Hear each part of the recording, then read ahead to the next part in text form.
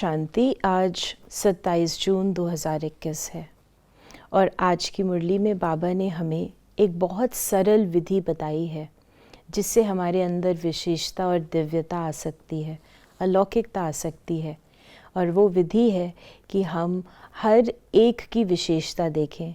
जितनी विशेषता देखते हैं उतनी विशेषताएं हमारे अंदर भी आने लगती हैं।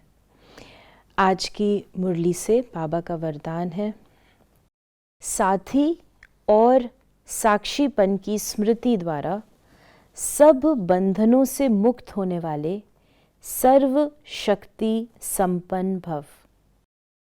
जब शक्ति नहीं रहती तो अधीनता आ जाती है। हमारे पुराने संस्कारों की अधीनता, पुरानी आदतों की अधीनता। अधीनता प्रत्यक्ष रूप में कैसे दिखाई देती है, कैसे हम आइडेंटिफाई करें कि हम चाहते तो हैं लेकिन वो कर नहीं पाते। बार बार वो संस्कार आ जाता है या फिर उस सिचुएशन में है जो डिफ़िकल्ट है, जो पुराने कर्म के बंधनों के कारण बंध गई है। ऐसे संबंध में है जिसके द्वारा हम बार बार अपने आप को खिंचा हुआ महसूस करते हैं। तो बंधन मुक्त बनने के लिए बाबा ने आज हमें जो सरल युक्ति बताई है वो है 2 शब्द अपनी स्मृति में रखना। एक है साक्षी और दूसरा है साथी।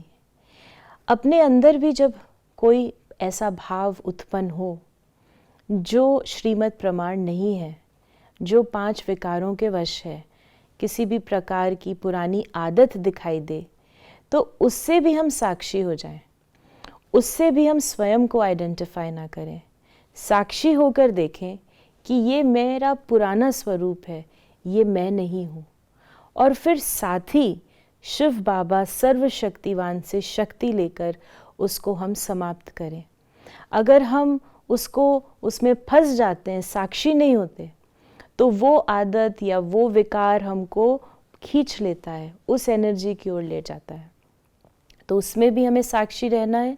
इसी प्रकार जब बाहर परिस्थितियां आती हैं, अन्य आत्माओं से जो बंधन आते हैं, उस सिचुएशन में भी अगर हम साक्षी हो जाते हैं, थोड़ा पॉज ले लेते हैं, उसमें यदि हम अपने व्यर्थ चिंतन को स्टॉप कर साक्षी हो कर्म में आए और बाबा को साथी बनाए, शक्ति ली, तो हम सर्व शक्तियों से संपन्न हो जाते हैं। क्योंकि हमारी जो मानसिक ऊर्जा है वो कहीं भी वेस्ट नहीं हो रही। हम पुरानी बातें भी नहीं सोच रहे, ना ही दूसरों को ब्लेम कर रहे हैं। तो इस प्रकार साक्षी और साथी, ये दोनों शब्द सारा दिन हम स्मृति में रखें और स्वयं में शक्ति भरते चलें। ओम शांति।